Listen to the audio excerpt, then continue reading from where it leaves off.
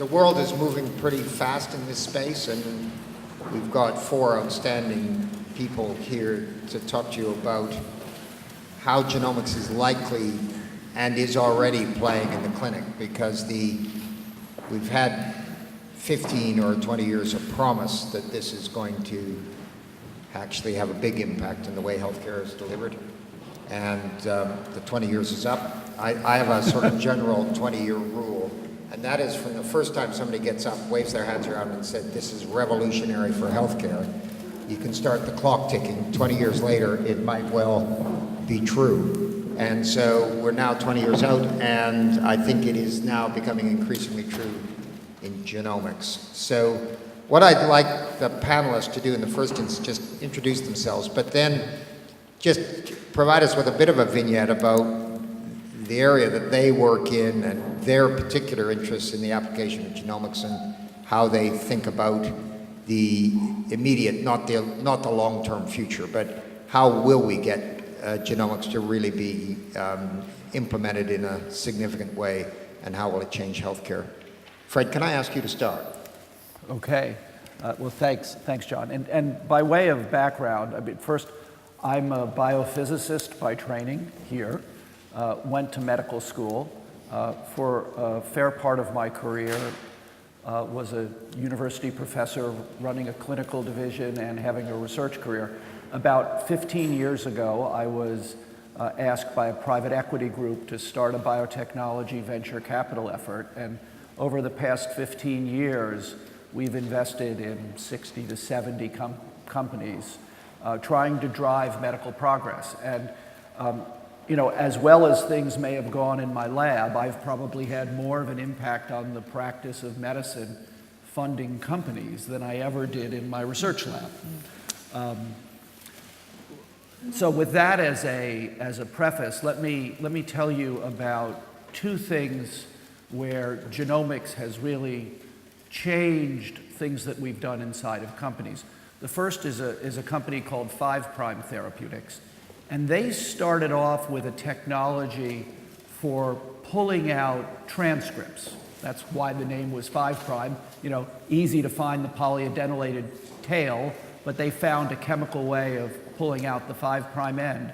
And so early on had access to what they referred to as the pharmanome, all the expressed proteins. And they quickly came to a subset of things that were either exported or sat on the cell surface.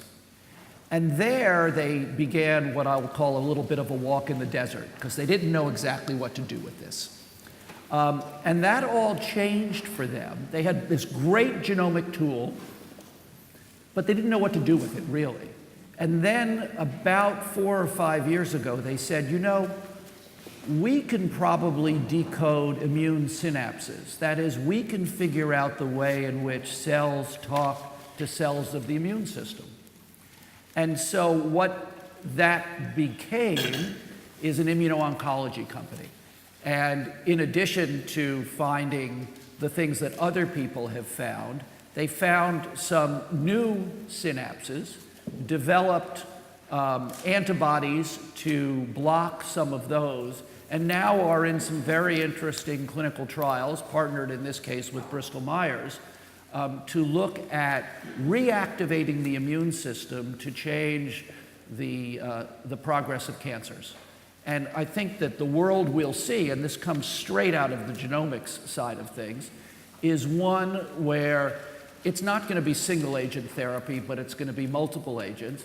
And as you characterize the genomics of your response to your tumor, you're going to learn that your immune system needs to be re-educated in a different way versus, you know, the person in the neighboring chair coming to the oncology clinic. The second vignette that I'll tell you is one that I mentioned a bit last year, but it's this whole idea of molecular pathology. And any of you who have gone to medical school or studied physiology have probably peered under the microscope at some, you know, set of slides that are tissues that have been stained with H&E or trypan blue or something like that, and somebody said, you know, that's melanoma. And the truth is that we know all these cancers are molecular diseases, and I'm pretty sure that the resolving power of the microscope isn't that good, right? And so there's been a real revolution in using molecular methods to decode diseases. And the biggest impediment to that revolution have been the cytologists and the pathologists, in my opinion. Because you know, it's all about job creation at some level, or job protection. And you know, John's anecdote earlier about the radiologists, it's not just unique to the radiologists. It's a gilded world, and so one of the things that I thought of as John was saying that is, in the private equity world, companies often do acquisitions. And sometimes they actually integrate the acquisitions and get the synergistic advantages of bringing things together. But in some cases, the companies make the acquisitions and happily go along as if nothing else has happened. And medicine is a bit guilty of that. So as you think about what medicine needs to do, the technologic innovations, huge number of opportunities. But at the end of the day, you know, there's still a lot of people that you have to educate. And that'll be a recurring theme. For sure. Thanks very much, Fred. Peter, over to you. Thanks, John. My name is Peter Donnelly. I'm director of something called the Wellcome Trust Centre for Human Genetics in Oxford. Many years ago now, I was a Rhodes Scholar. I did a DPhil in Oxford. In those days in mathematics, so the early part of my career was in mathematics and statistics. And about 15 years ago, I moved more closely into genetics, and now kind of entirely into genetics. Initially through developing sophisticated statistical methods to make sense of genomic data, then in leading large studies to try and understand the genetic basis of human diseases. And these days, which is quite exciting for me, I even run a lab and actually do proper experiments. So the Wellcome Trust Centre in Oxford, if you're not aware of it, I think we'd like to think fairly it's probably one of the 3 premier human genetics institutes in the world, along with the Broad Institute in America and the Sanger Institute just south of Cambridge. And again, you'll probably be aware of this, but over about the last 10 years, there's been an explosion in our understanding of the genetic basis of common diseases, or identification of genetic variants which predispose people to common diseases. 10 years ago, we knew maybe 5 or 10 examples of that across all of the common diseases, and now we know tens of thousands of examples across hundreds of different diseases and phenotypes. So that's, it's often called the genetic revolution. It's delivered a lot of knowledge of which genetic variants are associated with which diseases. It hasn't yet really delivered, with a few exceptions, on helping us understand the biology. The big hope for most of us in using genetics to study human diseases is not actually, the obvious advantage of knowing which genetic variants predispose is in predicting risk for people, but actually most of these variants have fairly small effects. And for many of us in the field, the real benefit of that is to use that knowledge to understand the disease better. Because if I know that someone who has an A at this position in their genome is more likely to develop heart disease than someone who has a T, I can then start looking biologically and work out what things are different as a consequence of that change. And it gives us a whole new way, a whole new foothold into the diseases. As I said, there's been an explosion in our knowledge over the last 10 years, and I suspect when we look back in 5 or 10 years' time, we'll be able to point to an explosion in our understanding of diseases and the things that can benefit from that. In terms of genomics and healthcare, actually, I think there are 2 different ways that genomics will impact very positively on healthcare. One is in a kind of obvious and direct way in the use of genomics in the clinic. We're very active in that in Oxford, and Jenny, who's the other side of John, leads much of that activity in Oxford and is well placed to talk about it. Obvious areas which are already happening, genomics and rare diseases, our ability through genome sequencing to identify causes which were previously unknown for rare diseases and to confirm diagnoses, or in some cases to make diagnoses. That's been an extraordinary change. Genomics in cancer is another area where it's already fairly widespread, the ability, in this case, to sequence the tumour and work out what are the specific genetic changes in that person's tumour that are causing it to grow, and targeting treatment specifically at those changes, rather than just saying it's breast cancer so we'll do X, or it's colon cancer so we'll do Y. And finally, and it's often less certainly less talked about, is that genomics has a massive role to play in our understanding of infectious disease. Bugs, viruses, and bacteria and other pathogens have genomes too, and the ability to read those genomes, for example, I think fairly soon it'll be routine when someone's infected to read the genome of what's infecting them, if it's a bacteria, for example, to learn from that exactly what the infectious agent is, to read off what antibiotics it will and won't be susceptible to, and in the case of epidemics, to be able to work out from the genome that Mr. Smith in Ward 5 of the hospital was actually infected by the same version of the bug as Mrs. Jones in Ward 7, and then you can try and trace the infection spread in real time. So that's the kind of direct area. There's another, I think, equally important area in which genomics will impact on healthcare, and that goes back to things I was talking about earlier, and that's through substantially changing the way we do drug development. You don't have to have much interaction with drug development and the pharmaceutical industry to know it's kind of broken at the moment. The costs of developing successful drugs are very high, and that's largely because most drugs that go into the development pipeline turn out, some of them fail on grounds of safety, but many of them fail because they just don't work. The drug hits the target you wanted to hit, but that has no impact on human biology. And there are a number of reasons that there are problems in the drug development pipeline, but one of them is that we don't understand human biology well enough. And genetics gives us a fantastic opportunity to understand human biology in humans. As I said, if we can find the genetic changes which affect people's risks of disease, we can work out what's going on at a molecular level and get whole new clues about the biology of the disease and potential drug targets. So as well as the direct applications of genomics in the clinic, I hope we have a chance to discuss a bit and don't lose sight of what I think will be a really profound indirect effect through the impact of genomics in drug development. Let me say just finally, by way of background, having been an academic all my life and back in Oxford for about the last 20 years, a couple of years ago with some colleagues we founded a spin-out company, appropriately named, given today's topic. The company's called Genomics, and that's predicated on the idea that actually we'll be awash with genomic information in the years to come. Probably around the world today there are 100,000 or 200,000 people who have had their genome sequenced. That'll be 1 million in a year or two, and I bet in 10 years there'll be 1 billion people on the planet with their genome sequenced, and in many cases that'll be attached to all sorts of readouts about them. Whether it's specific health-related studies and questions, or linkage to medical records, or increasingly linkage to wearables, will be awash with genomic information linked to outcomes, and the challenge won't be getting the information, that'll become routine, the challenge will be making sense of it, and that's the basis of the spin-out company. Thanks, John. Right. Thanks, Peter, very much. So, Jenny, can you take us through some of the rather more immediate applied applications of genomics as you see it today? Yeah, thanks, John. So I'm based here at the University of my interest, particularly in translational genetics research. So I'm at the Wellcome Trust Centre of Human Genetics that Peter leads, as just described. I'm also part of something called the Oxford Biomedical Research Centre, which is funded by the National Institute of Health Research, so the UK Department of Health's research arm, which is very focused on translational medicine, so how to get the benefit of discoveries in research and translate those into the clinic. So as John said, our focus is very much on the applications, the clinical applications of genomics. And our current focus is very much on genome sequencing and how we get that into the clinic for both rare disease and cancer patients. And this started a few years ago when we set up something called WGS 500 program to sequence 500 genomes to explore the potential clinical utility of those, to have some idea whether there was going to be any value of trying to do these in the clinic. And this was an initiative that John was involved in, that Peter led, and that was really, I think, quite sort of fundamental in changing our views about whether we could actually press this ahead at a time which was very unusual to be doing genomes even in a research setting, let alone in a clinical setting.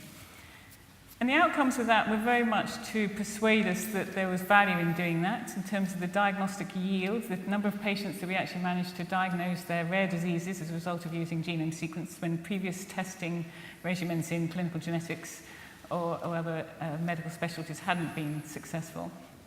I think it was also important in spreading genomics into multiple different medical specialties. As I said, the domain for this had been clinical genetics. There were lots of different medical specialties where genetics could be valuable. So we could see that in rare disease, that we could increase the diagnoses. And it wasn't just a question of getting a diagnosis. We could see there was also an impact on treatment, even for rare diseases where a lot of people feel that this is all about reproductive risk counselling, prenatal genetics. We could see, for example, that we could increase the surveillance of people at risk of inherited colorectal or other types of cancers. where people might need bone marrow transplants or kidney transplants, it would really point us to members of affected families where people particularly carried a mutation and therefore might need some forms of treatment. So based on the WGS 500 program results, we pressed ahead. We've got grant funding to set up a clinical genome sequencing facility in the Oxford University Hospital Trust, so up at the John Radcliffe. And we are now actively sequencing patients with rare diseases and with cancers. And in particular, I think in the cancer spectrum, there's been a lot of skepticism about whether a genome was going to be necessary. We know quite a lot about the cancer genome, but there are lots of different panel tests that are out there where just a selected number of genes are tested to look at the mutations in a particular tumour and see whether any of those might be targeted by specifically molecular therapies. And people felt that that was enough. We didn't need to go beyond this panel of genes. And I guess our early experience of doing this is very much that we are learning a lot about whether about prognosis and about a particular patient's tumour profile that does inform us about their treatment and that has encouraged us to carry on with that. We're also interested in moving into circulating tumour DNA. This is obviously where you can take a blood sample, look at the tumour, the DNA in the blood that the tumour is shedding, and see if that gives you an early indication of resistance to a particular therapy or relapse, and also the heterogeneity of the tumour.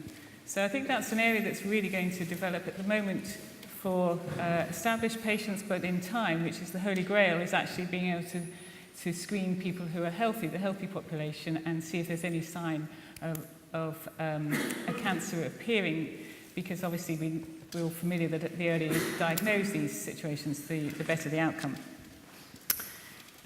So one other thing I should say, so I think there was a question and debate about how much impact that has had and how many patients are actually benefiting from that. So I can certainly say that at a local level we have set up this clinical facility, but it's gone much further than that, and the WGS 500 program has had an impact nationally and influenced the foundation of the Genomics England program. The aim is to sequence 100,000 genomes for patients across the NHS in a wide range of different rare and immunological disorders and cancer, and also some infectious diseases. So I think we really see that that is going to drive the translation of genomics into the clinic. Super, thanks very much. So, Zoe, can you take us through some of the technology platforms that might take us into this and speculate a bit on applications? Sure. So I'm Zoe Medieval. I work for Oxford Nanopore Technologies, and just a couple of minutes on the background of who we are. So in 1996, a group of academics out of Harvard postulated that if you took a very, very, very small hole, a nanopore, and passed DNA through that nanopore at the same time as passing an ionic current through that nanopore, that you could use the fluctuations in that current to identify the sequence of DNA on that DNA strand. 10 years later, 2005, Oxford Nanopore was formed to basically make that work and to industrialise it. And in 2014, this is, as you can see, the 20-year timescale is landing right there. In 2014, I'm going to shameless plug here, but it does illustrate the story. We released this into an early access community. So this is the MinION. It is a handheld DNA sequencer. And when we introduced it in 2014, we sort of broke the normal paradigm of talking to 6 of the most important people in the world and making sure they're under deep confidentiality agreement and making sure that they could tell people at conferences how it worked. And instead, we sent it out to 600 people in 1 week. And it didn't really work very well at the beginning. But do you know what? Half of them said, it's not for me yet. And half of them said, that's fine, I'm going to roll up my sleeves and I'm going to help you make it better. And so the following year, 2015, we made it commercially available because we'd improved the performance, we'd improved the workflow, we'd improved the usability, we'd improved the software, which is probably, with Peter agrees, probably one of the most difficult things to do, user interface that any scientist can use. And so what we think about a lot is how to change the paradigm of a big centralized box where scientists have to invest a lot of capital, they have to probably not be in full control of their experiment and to access this DNA sequencing information. And this is true in research, and it's particularly true, of course, in the applied market. So when we sort of think about what we want to do as a company, we want to enable the analysis of any living thing in any environment by any person, probably 20% or 20%, 30% is that is healthcare, but actually there's a lot of other applied markets you can think of that might benefit from that, for example, food, supply chains, environmental, education, etc. So in terms of healthcare, which is what we're here to discuss today, we think a lot about this hub and spoke model and how it exists for the good reasons, which is if you're in a big centralised lab, you've got very good controls over consistency of workflow, about the standards that you're employing in that lab, and about maybe the algorithms or the programs that you're using to analyse the data. And that's great because you get consistency. But what you don't get, on the other hand, is access and ubiquity. So if in a healthcare environment we want every GP surgery to have a DNA sequencer so that every patient walking into the surgery can be tested for an infectious disease, or perhaps every cancer physician to be able to do an on-the-spot review of the tumour, then you're not going to be able to do that with this traditional hub-and-spoke model. So it's all about risk-benefit, and we think a lot about how we can break that paradigm. But then if we think further into the future and start thinking a bit slightly more controversially, does that paradigm shift go from the healthcare professional into the consumer, into the person? You could have this at home. You could do your own DNA sequence. You could survey your home. You could take the filter out of your Hoover and then see what's floating around in your home. The possibilities are endless, and they are not without ethical and legal considerations. So in fact, our CTO has actually been sequencing his own genome last week on the MinION in the lab. And we believe that might be the first proper personal genome, because it's probably the first person someone's actually gone through the whole process themselves. It's fine, he was on the Human Genome Project paper, he knows what he's doing, but in the future, what happens when anyone might have the access to that technology? It's potentially very beneficial, but there are huge considerations. So we think a lot about those kind of things. And we also think about the user community. So when we let this out into 600 people's hands, it was a huge risk to take. Luckily, we're a private company, so we weren't under the examination of the public market's eyes, because that would have been very, very difficult. And it was a very bold thing to do. And our investors, we've been having a lot of conversations about, businesses. How do you get technologies like this not to be developed to be a TB diagnostic, but to be developed for a platform that could serve anyone in any healthcare communities? And I know obviously we've got a lot of medics here, but you've probably got very, very different needs. There's someone who's interested in TB diagnostics, someone else who's interested in oncology, someone who's interested in reproductive medicine. What we wanted to do was open it up to a community of people with whom we collaborate, so that this can be available in a shorter period of time for more people, for more applications. But that's very difficult and it's very risky, and we have to think about how to get things over the line so that it's actually useful for patients, in the next few years. So there's a lot of hurdles ahead of us, but hopefully a lot of hope as well. No, that's terrific. Thanks, everybody. Can I just maybe just pose a few questions to the panel and ask you to reflect on them? So, interestingly, Sue Hellman, who really worked out the name precision medicine, which took over from personalized or stratified medicine, who's now at the Gates Foundation, is now promoting this idea of precision public health. And one of the things we're talking about here today is how do you move this paradigm into a more population-based, prevention-oriented application of technology that prevents things from happening rather than responding to it. So it would be good for you to speculate how that might evolve, particularly in the arenas of very early diagnosis of disease, genomic burden of disease. How do you anticipate who you should screen and when, those sort of things? Because it looks like that's going to be increasingly possible, but it'd be interesting to hear your thoughts on when and how. Peter, do you want to comment on that? Because I think some of the GWAS stuff is, now that biobanks really revving up the numbers, is starting to look rather interesting in that space. Yep, happy to comment. I think we're still relatively early in our understanding of biology, and that will change. So one analogy I think can be helpful here. So each of our cells has a copy of our genome in it, and that's in some sense the instruction manual by which everything that happens in the cell stems from. But we know very little about that. Or to put it another way, we know very little about what I call the human wiring diagram. We know there are roughly 20,000 genes, and there are all sorts of things about us that differ as a consequence of those genes. We currently know very little about the links. If you change this gene a bit, what are the consequences for this phenotype or that or something else?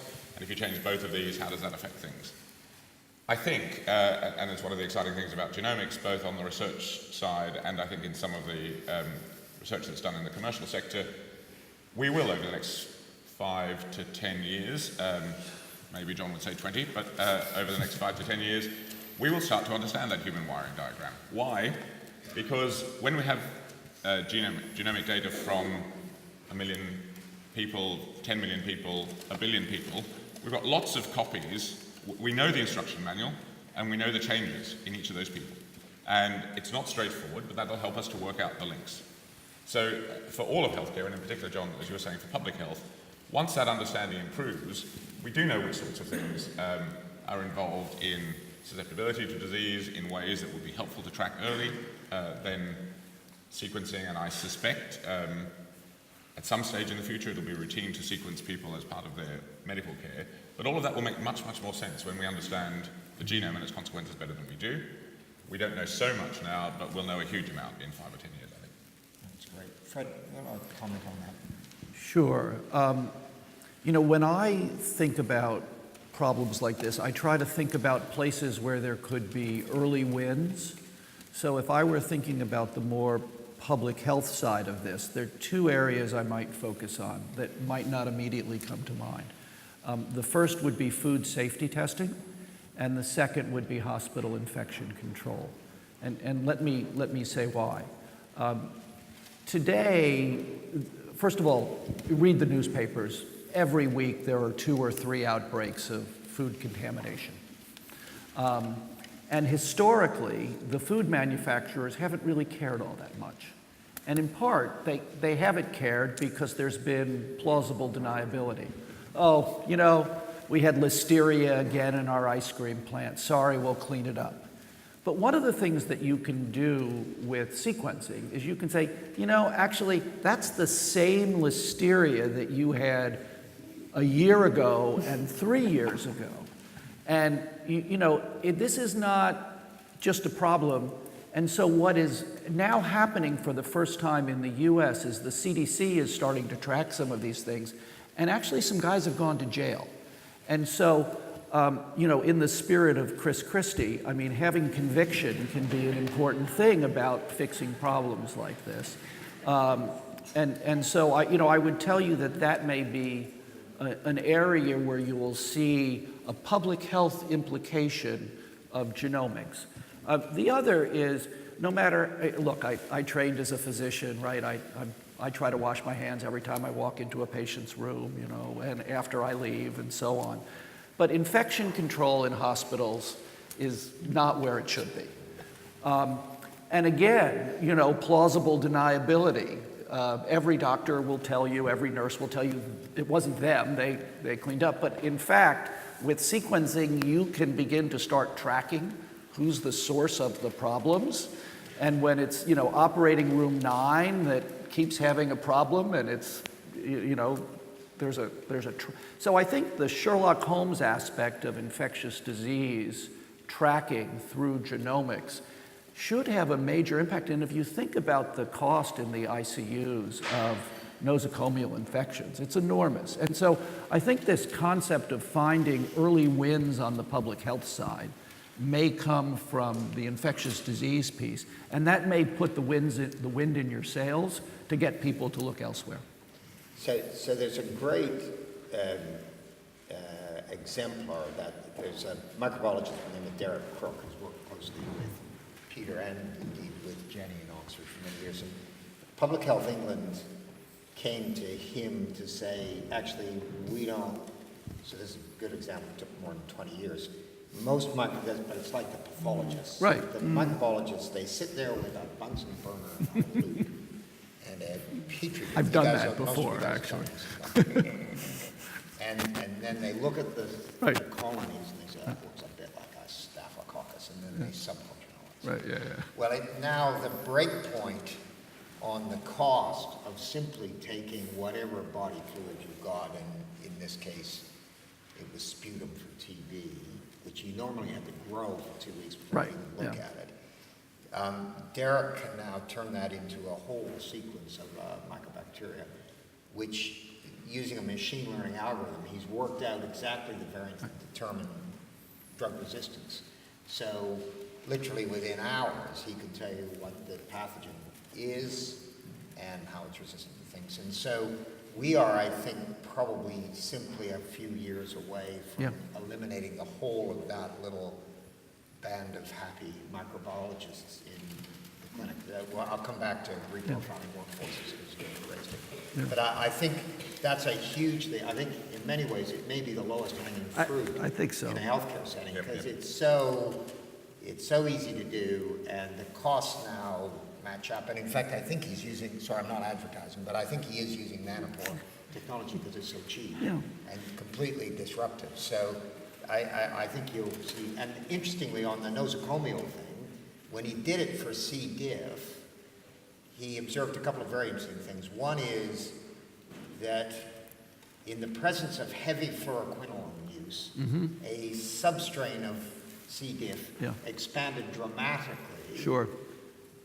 caused a huge amount of colitis. When they withdrew the widespread use of fluoroquinolones, that disappeared, and you went back to a pretty normal pattern of disease. And almost all the C. diff emerged from the community, not from the hospital. So, you know, that's in one anecdote tells you a huge amount. Jenny, what are the other things in precision public health where early diagnosis might be plausible? I know Dennis Lowe was in town this week. He's a great advocate for these sort of things. What are the domains where early diagnosis may play? I think one of those must be in behaviour change. And so if we're looking particularly at the public health aspects, our ability to, we're notoriously bad at changing our behaviour in the face of health risks that we're constantly undertaking. And I can imagine more precision in public health and maybe access to our personal genomes, courtesy of nanopore, would help us actually recognise which risk factors we have and maybe do something about them. So often hearing about people who said, well, I smoke, but my dad smoked like a chimney and he lived to whatever age and therefore I must have good genes, etc. And obviously, actually understanding some of our risk factors like that, be it in blood pressure, for example, or risk factors for heart disease or several other conditions that one can imagine you could take more ownership of and have more stark information about your own risks than you might have otherwise. And you know, I'm sure we're all notoriously bad about going to the GP, and the GPs haven't got exactly open doors. The chance of us actually getting that sort of information, if we are normally healthy, is relatively small. So I can imagine that there might be a role for genomics in public health. But clearly, in terms of disease side, what I mentioned earlier about the circulating tumour DNA, the ability to have more surveillance of populations, healthy populations in terms of their risks of getting cancer, of early markers that we understand that would then indicate that someone needs to have more follow-up. And Dennis Lowe was talking particularly, for example, about EBV infections and their risk for nasopharyngeal cancers in China.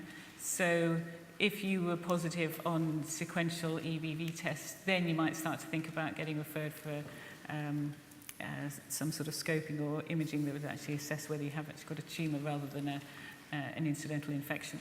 So I think those are a couple of areas I can imagine. So I think the interesting thing about that story is that probably the only thing you can say for sure about treating cancer is that the earlier you treat it, the better the outcome is going to be. So the early diagnosis of these tumors before they've been allowed to progress, if you could achieve it at scale, would be a pretty interesting result. And the leukemia data is quite good. The nasopharyngeal EBV data is quite good. But we may well be heading in that direction. So the nanopore model, Zoe, if I'm right, is, again, a very disruptive model. You're getting away from smart guys in big hospitals with large machines, and you're saying, actually, it's your health. Just to get to Esther's talk this morning, it's your health problem. We're going to help you with the tools to sort it out. Off you go. Is that the sort of approach that you're taking? I think we think a lot about how that might help with the technology adoption. I don't think we're trying to remove power from the people who know the most, certainly. But I think also it's from what you were saying, also think about how does outside the traditional healthcare arena also affect public health. Thinking about antimicrobial resistance, for example, and I'm sure most people in this room are familiar with the O'Neill report, or probably there's some people who contributed to it here, so forgive me for talking about it. But earlier in this year, Lord O'Neill published a report which was commissioned by the Cameron government and issued from the UK, but had tremendous impact internationally. And it found some pretty alarming but probably quite obvious conclusions. 2/3 of antibiotics are needlessly prescribed. Cultural barriers to not prescribing antibiotics are huge. And we've got a lot to learn around if we can have instantaneous or very rapid diagnostics saying, what have you got? Is it actually a bacteria? If it is a bacteria, what is it? If it's a bacteria, what are the signatures of bacteria so we can work out immediately what the best diagnosis is. And we've got a collaborator who's working out of Norwich who's managed to get a workflow from infected urine within 3 or 4 hours. And that's significant, but it's because it's before the second dose of antibiotic is given. But all of this is completely pointless if you don't actually address agricultural antibiotic use. So we could spend a lot of money and a lot of time improving all of that, and then if farmers are giving prophylactic antibiotics to chicken populations, I think we can all see what's going to happen from there. And we were at a meeting last year where the agricultural and human infectious disease antimicrobial groups were meeting, and there was a very clear divide between those two populations, and the animal scientists were saying, we want to share everything. We want to tell the world which infection is coming out of which farm, which district. We want to share that information because information is power.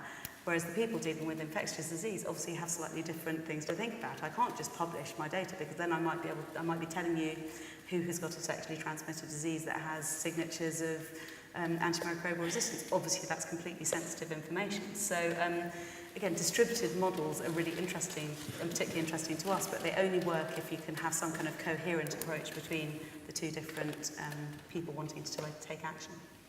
Yeah, no, that's hugely powerful. So there's a great, in animals at least, there's a great big data project there of absolutely transparent data of everything you can think of across animals. Some of you will have seen the Mike Stratton paper a couple of weeks ago in Science, where he was interrogating the signatures associated with particular environmental exposures that lead to cancer, which is, I think, a pretty, so, we've always talked about the interaction of genetics and environment as the mediator of most disease. But in cancer, these genetic signatures, which tell you whether you've been exposed to cigarette smoke and as a result have mutations which are in driver genes for cancers, quite powerful. So it seemed to me that first of all, it was very striking, the number of mutations you get from a puff of cigarette smoke. It's a bit terrifying.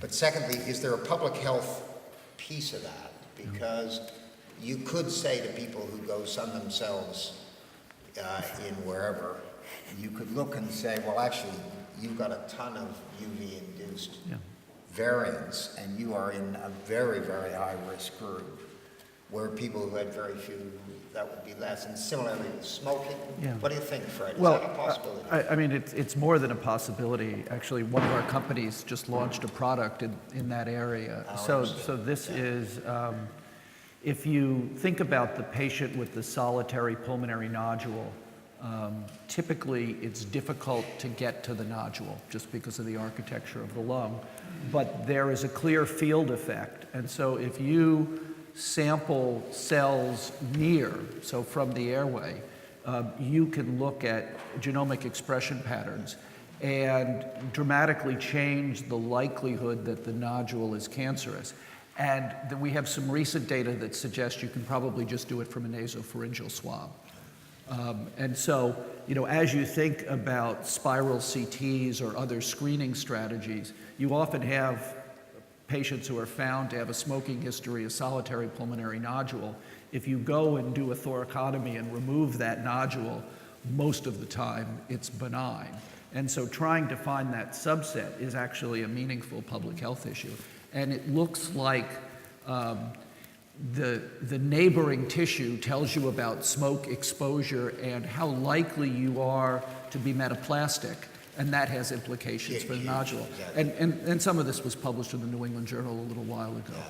Not the nasopharyngeal part, but the actual perinodular piece. So that I think is the art of the possible for smoking. You know, on the skin side, I don't think that we've been as smart about melanoma as we could be. In part, I think because, you know, to the average dermatologist, at least in the United States, their perspective is, I'll just take a look at your skin and whack it off, you know, and that'll be that.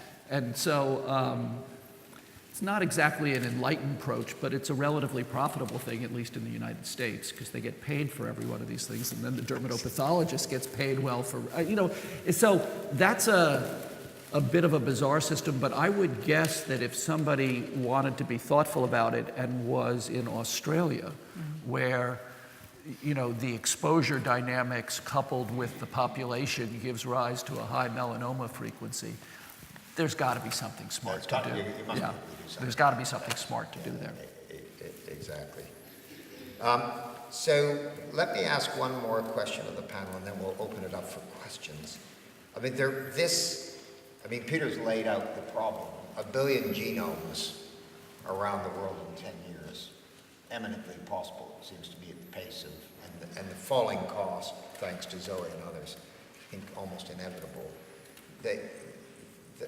There will be a need to consolidate data to get the most knowledge out of it, because if everybody, I think it's a perfect example that if everybody's selfish and holds their own genome and doesn't let anyone else have it, then you get no health benefits. Because a genome is only useful in the context of everybody else's genomes, so you can understand what's going on. It's a perfect example why data sharing in a social sense is actually going to be essential for future progress. And we get a lot of controversy in the healthcare system here about whether people should share their data. Well, in my view, if they don't want to share their data, there's no point in sequencing their genome, because if they're not contributing to the corporate pool, then they shouldn't have access to everybody else's genomes either. So, I mean, I'm clear on that in public, but I thought they were recording this. Yeah, that's right. Be on YouTube. That's right. I don't know. I probably signed a piece of paper even. Yeah, but I think there is a big issue. So, can you guys who know more about it than me think a little bit about, talk to us a little bit about what the data structure is likely to be for this? Is there going to be one big cloud where everything's sitting? Is there going to be multiple little databases? Is everybody going to hold their own data? What does it look like? Zoe, what are your thoughts about this? Because you're responsible for quite a bit of this, so. Well, I'm not a bioinformatician, so I'm slightly hesitant to get into the depths of that, but I will talk about innovation in bioinformatics. And so I think one of the things we've been talking about before we started this panel was, will hospitals generate their own sort of bioinformatics group and bioinformatics technology and hold their own data sets, or health authorities, or will it go to other companies? And a little fact I learned the other day, there's an institute called Beijing Genomics Institute, and the Chinese government invested very heavily in building it up, and it has a very large population. They really trained personnel. They brought them in young and trained them in genetics and bioinformatics. And now, I think it's sort of probably 8 years later, there's 100 spin-out companies in China that have come out of people who grew up through the BGI Institute. So bioinformatics, of which probably makes up the majority of those spin-outs, bioinformatics is an incredibly innovative area, and it will be hard to see the health authorities, funded as they are, basically taking the lead in this. I think we'll see a huge amount of innovation in bioinformatics. Obviously, on this panel, we have Peter's company as a great example of one of them. So how do those become a coherent system with critical mass is a huge question, which I think Peter's probably best to answer. Peter. John, I think you're right. It's one of the really key questions. There will be lots of data. There are huge opportunities to make sense of that data, but how joined up the world will be, or how siloed it will be, is not at all clear. And in fact, it's not at all, we think quite hard about this, it's not clear how it will play out. There are different traditions and different statutes, laws in different countries about whether individuals own their own healthcare data. Some countries it's clear, some countries it's a bit less clear. So one version of the world is much of the data will be tied up in healthcare systems and payers. There are some incentives for them to share, but not overwhelming incentives, and I think that's a major challenge. Another possibility is that a lot of the data will be driven by pharmaceutical companies. For the reasons I said, that kind of information can transform the way they do drug development, so they're incentivized, and some of them are actively paying for the generation of genomic data on large scales. Several people have said, and I think it's probably true, that in 5 or 10 years, every patient in a clinical trial will have their genome sequenced, and that'll be a key part of the thinking about the trial. Another possibility is that individuals will own their own genomic data, and there will be ways in which either for financial incentives or for kind of helping the common good, we can play a key role in making that data accessible. So John, as you'll know, that there are big initiatives. There's something called the Global Alliance, which is all about trying to ensure that data is accessible or shared at least some level. But it's not at all clear how it will pay. I mean, we've got so many examples. Electronic medical records, similar thing. They would be better if they were shared more widely, and they're massively siloed in many cases. It's a big challenge for us, I think. And there's an interesting parallel to that, and Esther, I'll come to you just in a sec, but the Genomics England experiment has been interesting in a variety of settings, but I think perhaps the most interesting piece is that as soon as you create a very large database that's got clinical records, images, genomic data in it from tens of thousands of people, where the geometry of what different people can get access to because of, so if you're a patient's doctor, you can have everything, but if you're a scientist who's interested in a particular disease with appropriate permissions, get that and that and not that, and you try and you've got multiple different people putting stuff in and a whole set of other people taking stuff out, the truth is the database doesn't work. And in finding somebody who's got a commercial product that makes it work, it turns out that no one does. The EBI can't do it, the NCBI can't do it, no one can do it. So there is a really important technical problem that we're going to have to get around. Data is a really big part of this, and I'm going to get Graham Spittle to comment on that in a moment, but I'm going to open up for questions. I'm going to start with Esther, who wanted to comment.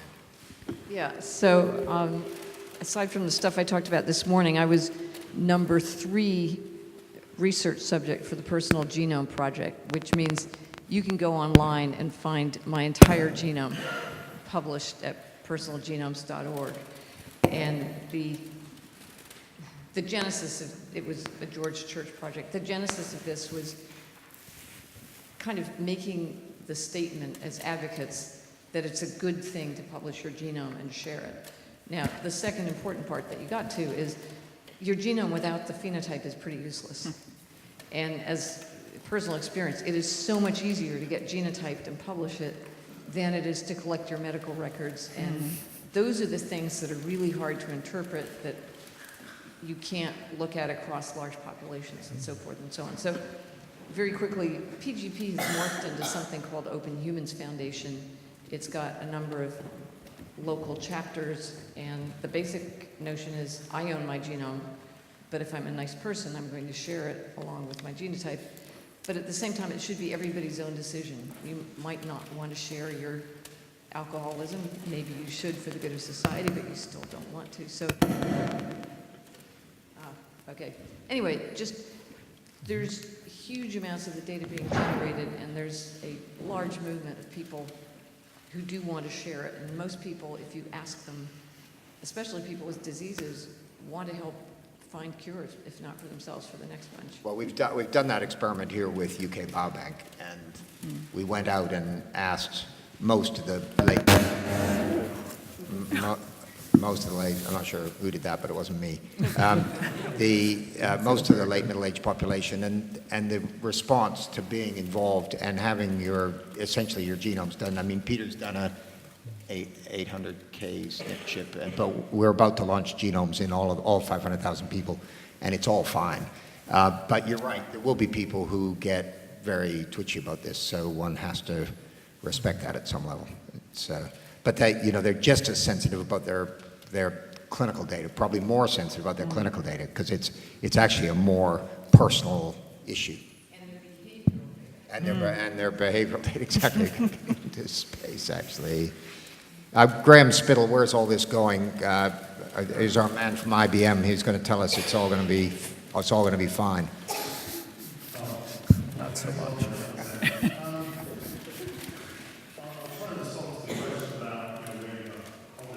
Yeah.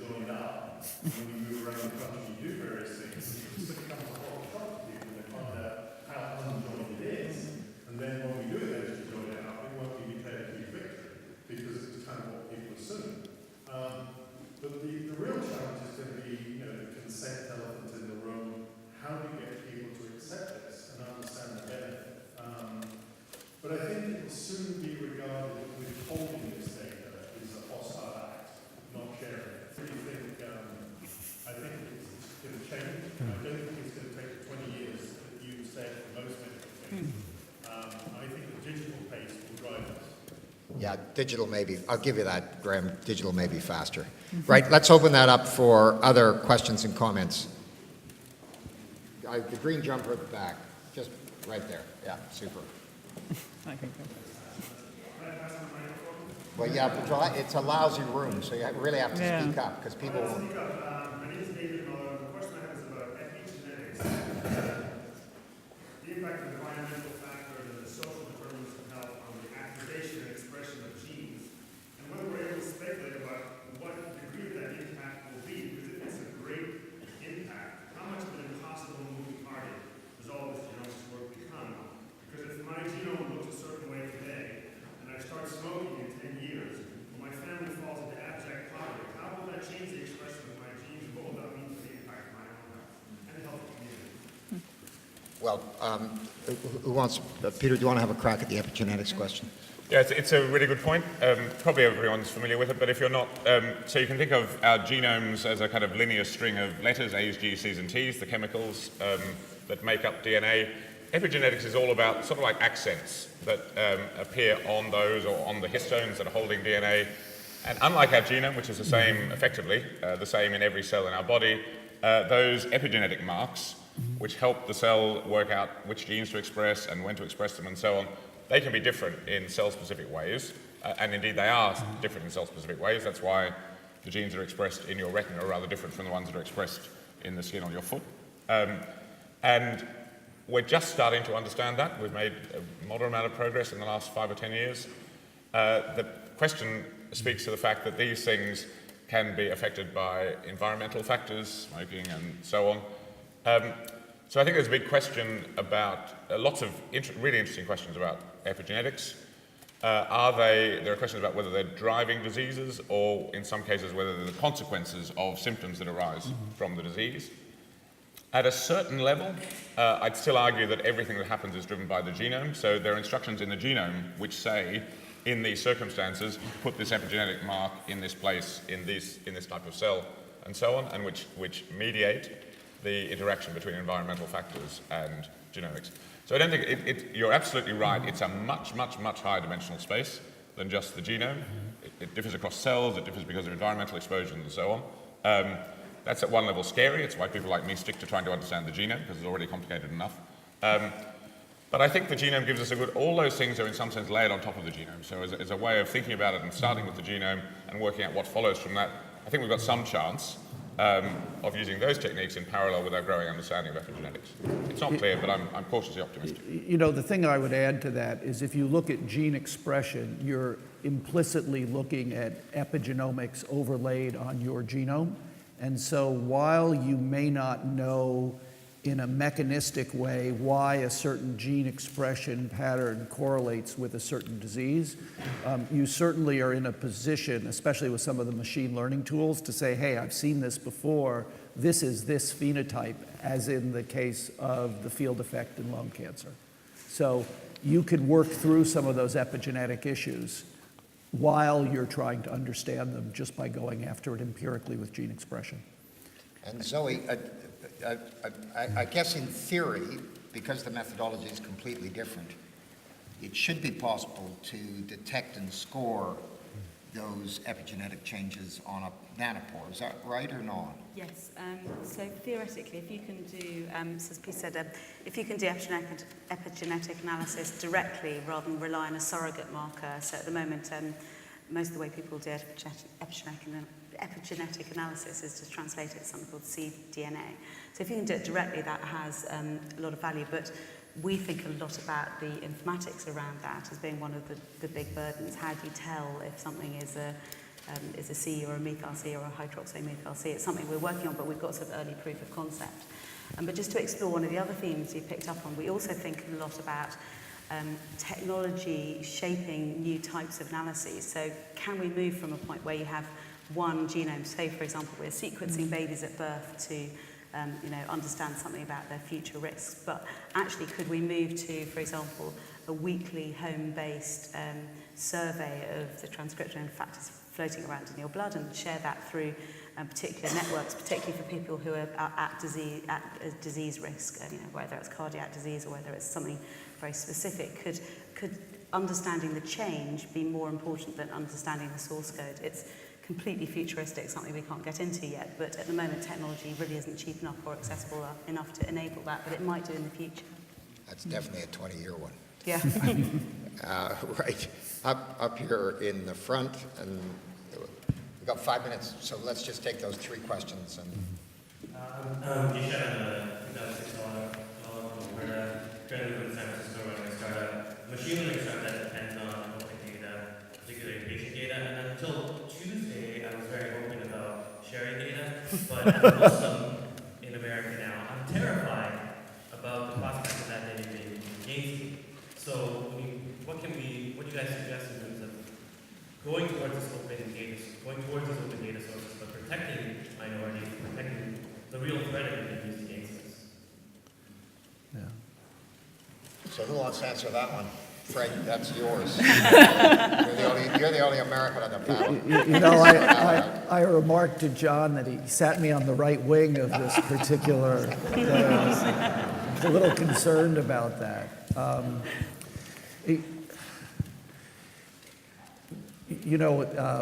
What was that H.L. Mencken quote that you handed me today, Charles? I think I'll read it. It says, as democracy is perfected, the office of president represents more and more closely the inner soul of the people. On some great and glorious day, the plain folks of the land will reach their heart's desire at last, and the White House will be adorned by a downright moron. That was 1922. So more than 20 years, right.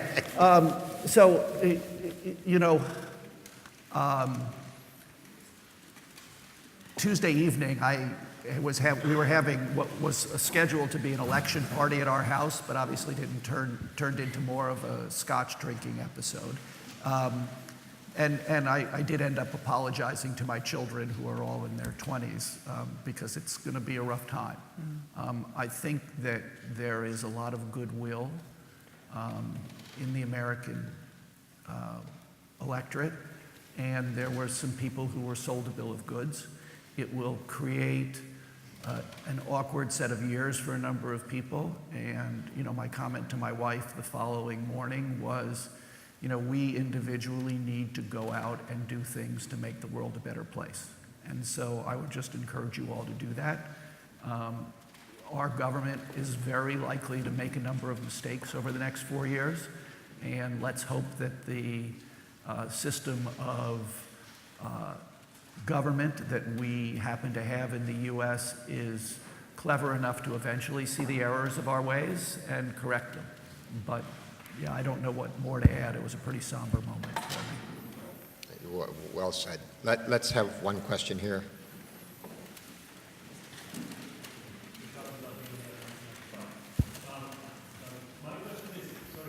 Just yell. So my question is about medical education and how we will train doctors in the genomic world. Because I don't think a lot of doctors understand the power of data to the extent that they should. UK government tried something called Care of Data last year, which was about interoperability of health records, which had been an ideal repository of phenotype data, but it did not happen because most general physicians were against that, and they led a rebellion, and we are probably about 10 years behind. Can we do something by which we can immunize ourselves against something similar happening, but by training physicians differently? Jenny, do you want to take that one? I agree. It's a real issue about how we're going to get genomics out to the wider clinical community, and I think our experiences are that it has been slow. It is very slow. As part of the Genomics England program, the NHS England has made considerable efforts to train whole rafts, particularly in bioinformatics actually, and clinicians, and that whole process is an education. Just the process of actually recruiting the patients, listening for the clinicians, listening to the calls, listening to the results, understanding what's happening. In our own setting, and this is all pretty small fry, and I think that's how, at some level, how it has to be, is setting up a genomic medicine multidisciplinary team, which is as much about educating different clinicians. So that's a sort of 30 people routinely meeting once a month, but there's a list of about 60 clinicians into that. So just coming to understand what it is that makes a successful genome, for example, for sequencing, etc.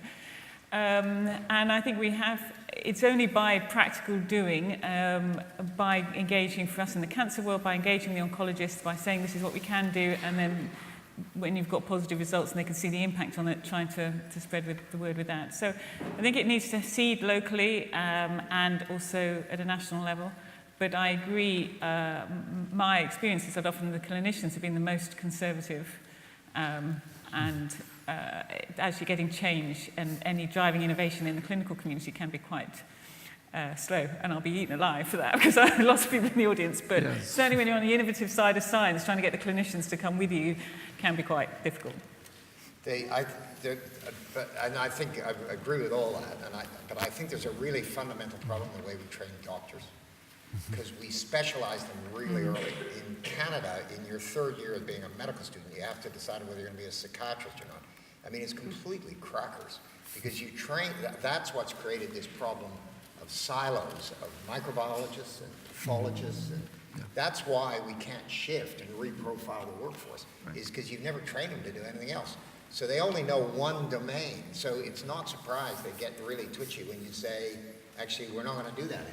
So there is a really fundamental question about how we change those basics of medical education. I'm being flashed cards like there's no tomorrow. I'd love to talk, but let's talk over coffee or whatever. But I've been pretty much told I got to shut up. So. Thanks, guys. Well done to the panel.